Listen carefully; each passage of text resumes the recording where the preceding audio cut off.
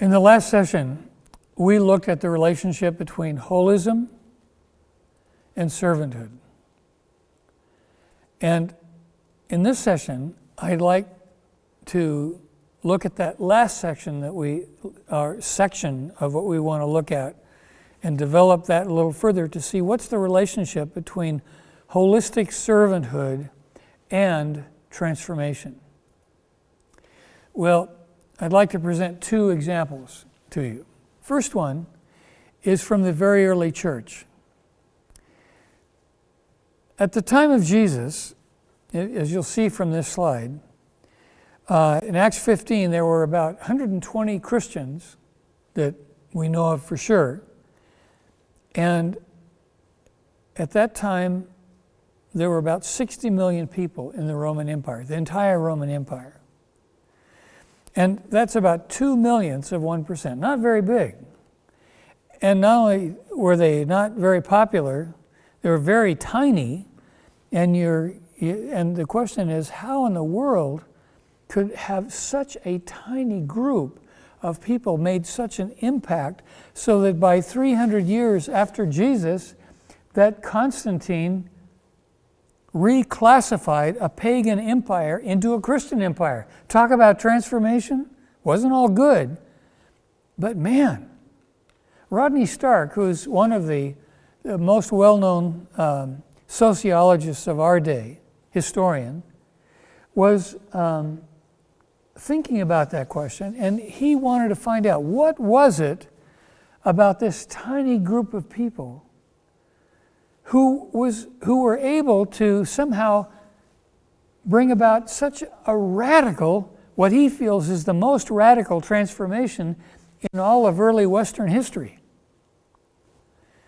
Well, he does some statistics, and he says by about 40 AD, there were maybe 1,000 Christians, still 200,000ths of 1%. But by 300 AD, he estimates there were about 10.5% of the population of 6 million people were Christians. Well, you look at our culture here in North America, and wow, there are a lot more than 10.5% who claim to be Christians. You look at some of the African countries that are the most corrupt, and they're more than 50% of the people claiming to be Christians. Well, what was it about these early Christians that allowed them at 10.5% to have such an impact that the emperor reclassified a pagan empire into a Christian empire? Well, Rodney Stark identifies the beliefs that these people had, and you'll see them on this next slide. One belief that they had, which was contrary to most of the pagan beliefs, was that these people called Christians, they had a God who loved those who loved him. That wasn't true of most of the Roman gods. The Roman gods were very capricious. They could care less whether their people loved them or not. All they wanted to do was worship them. Another one was that the Christians had a merciful God who requires mercy. Again, very contrary to the Roman idea of what it meant to be a Roman citizen. Rome was known for its cruelty. Its government, its games, its politics were cruel. They were power-based. But in this new religion, the Christians were to be merciful. Why? Because their God was merciful. Mercy in that time, in that culture, was seen as a weakness. God saw it as a strength, and he required that same strength for his own people. Thirdly, it was a culture that was stripped of ethnicity and class. A slave would come into a local church that was meeting in fellowship and come up to a nobleman and say, "Good morning, brother." "What? You're a slave. How dare you call me a brother?" Not in the church. The high class and the low class were looked at as equal. Why? Because God looked at everyone as an equal. Men were to love their wives as they love themselves. There was a rejection of abortion and infanticide. And the final thing that I've identified out of what Rodney Stark found was that Christians were to love others, irrespective of their social class. Well, I want to pick up on this last one because it seems to me, having been involved in humanitarian work for many years, that it's this last one that maybe more than any other reason caused so many people in the Roman Empire to become believers. It was this. In Rome of that era, there were a lot of plagues. And the people didn't live like we see the palaces of Pompeii. They lived in squalid slums together with very little ventilation, no indoor running water. Sanitation was very poor. And when disease got started in a community, it often spread from one community to the other with lightning speed. And so if a disease like cholera would come around, if you got sick, there was a 60-70% chance that you weren't going to make it. Well, I want to show you in a series of slides what Rodney Stark shows. Look at this slide. Here we have one Christian, and there are 4 non-Christians who are friends. And they all care about each other. And a plague comes to this community. Well, the guy on the right happens to be a doctor, and he knows how dangerous this plague is, and so what does he do? He splits. So now there's a ratio of 1 Christian to 3 non-Christians. The plague comes in force. And all 4 of these guys get pretty sick. Well, the non-Christians, parents or families, are afraid to care for them and afraid to be close proximity to them because they'll catch cholera and they'll die. So what do they do with these people, these 3 friends? They take them out and put them on the street so they can die out there. But the Christian's family takes their family member into the home, keeps them hydrated, covered with a blanket, and then this Christian friend of the other 3 remaining non-Christians says, guys, 3 of my friends, they're out on the street. Is there any way you could get them and bring them into the house? And that's exactly what the Christian families did. They brought those 3 guys with cholera into the house, kept them hydrated.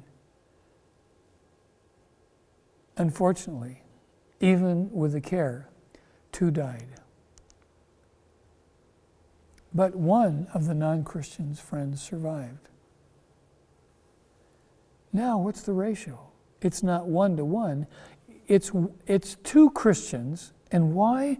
Because that non-believing person who was taken in by the family of a Christian survived because someone took care of him. So what do you think happens to him? He makes a pretty simple deduction. Wow, I survived because Christians cared. And Stark says this happened again and again and again throughout the 300 years of the post-Jesus era. And that kind of holistic service, it wasn't done so that those people they didn't ask them on the street, well, if we take you in, will you become a believer? Muslims do that. Unfortunately, sometimes Christians have done that. But no, that wasn't the early church. At risk to their own selves, they took in people who could infect them and who could die. who could cause them to die. And Stark says it was this kind of the demonstration of sublimated love, sublimated self-interest. I'm not going to do what's best for me. I'm going to do what's best for you. Why? Because that is what Jesus did for me. Well, that's ancient history. What about today? I'll tell you a story, and I'll do it quickly. This is a story which is really a parable that came out of our early ministry, and it's based on reality.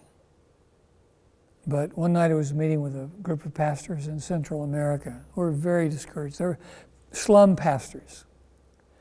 And I don't know what happened, but it just seemed like the Spirit of God took over. And I began to share this story with them. And honestly, I didn't know where it was going, but what happened was God brought it to a place that was very significant. This is a story. There's a place in this Central American city called Las Pavas, the Turkey, and is built on the side of a hill because all of the flat ground was already taken. So the campesinos, farmers who wanted to migrate to the city, this was the only place they could go. And they found an unclaimed piece of property on a steep hill, and they built a shack and a hut.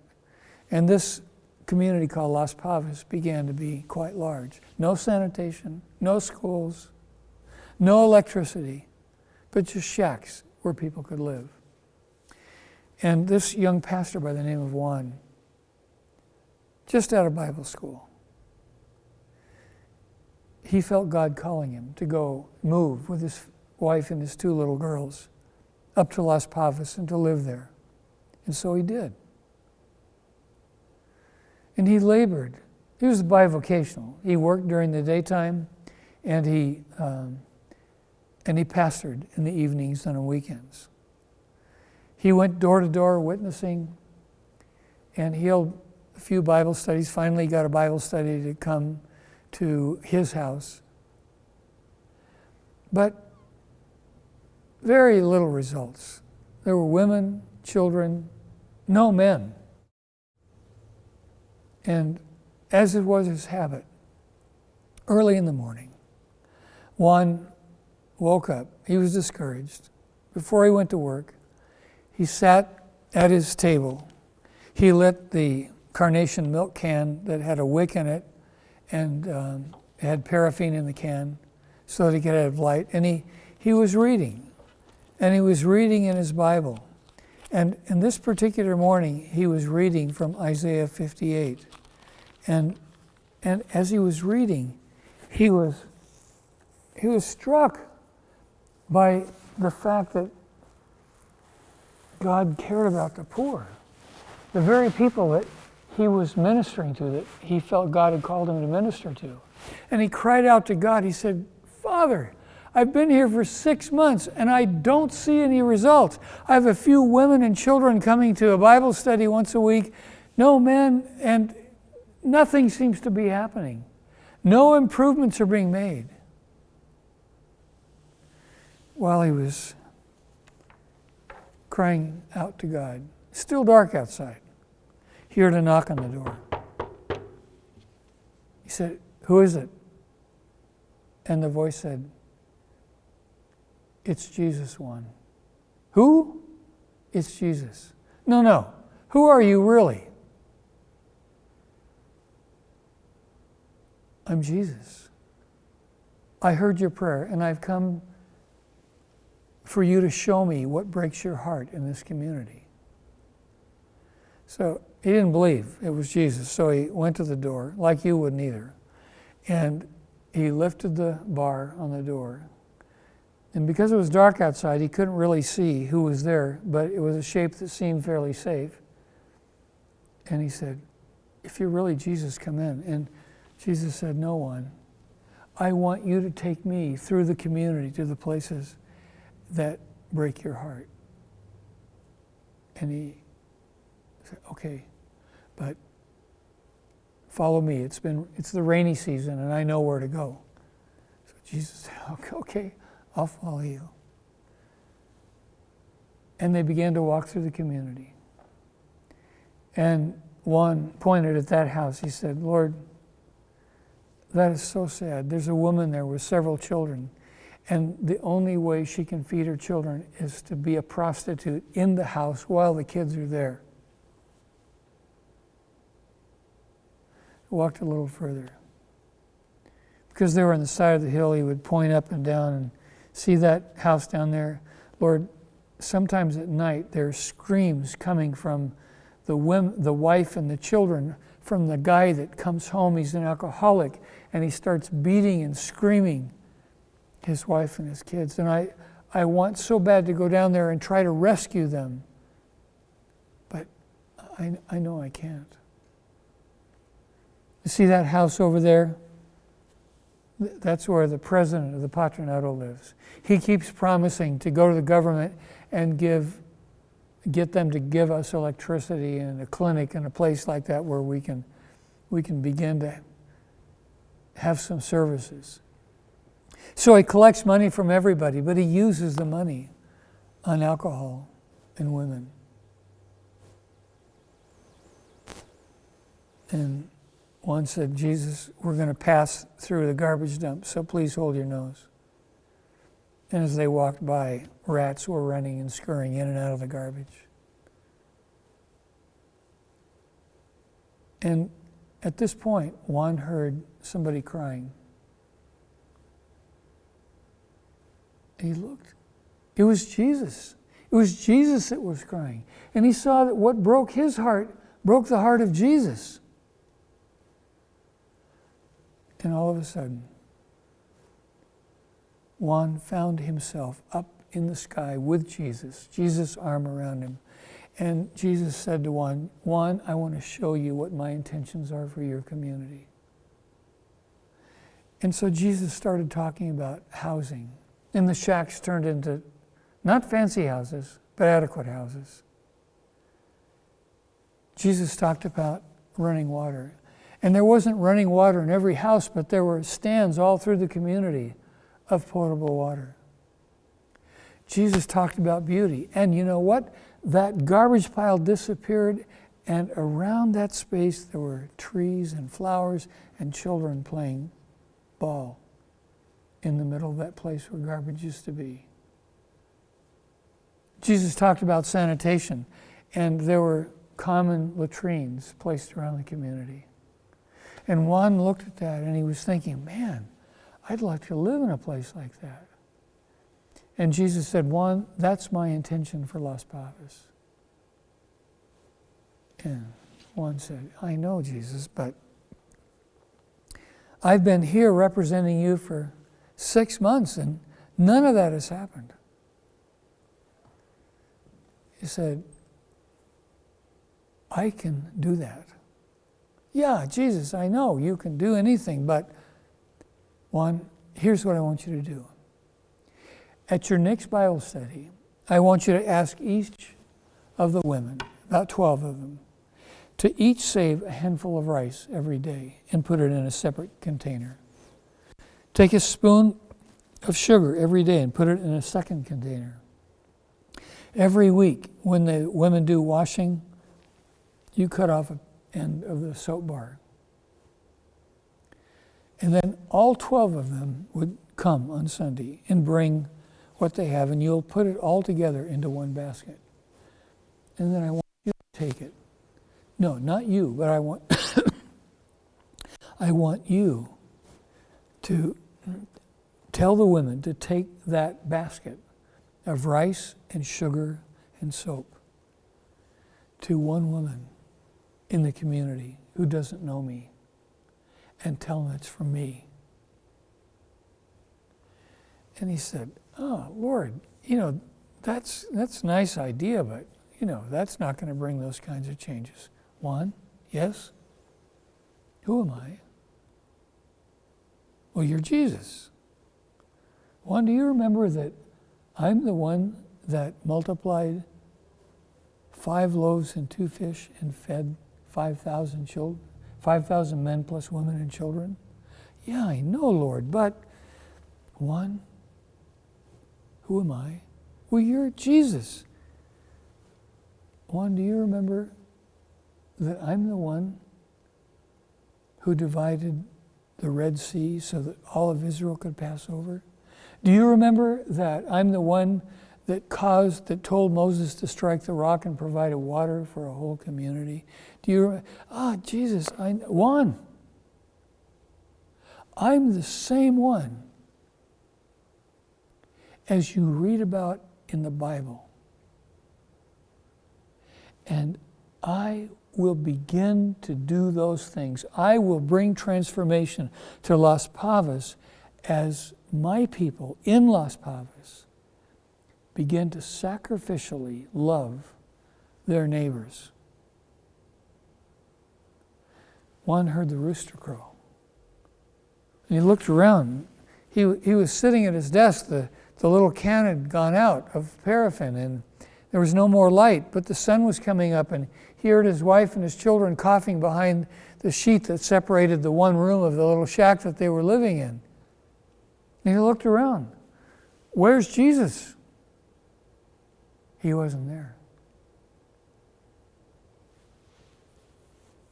Was that a vision? Was that a dream? Juan didn't know. But he knew that he'd been met by Jesus. And he had a whole new understanding of what it meant to be a pastor. It was to equip his people to serve.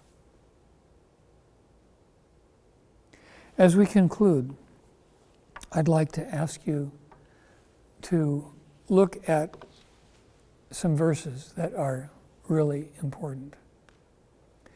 The first is Colossians 1:20, and we've already referred to it, but it's so important I want us to read it. Colossians 1:20.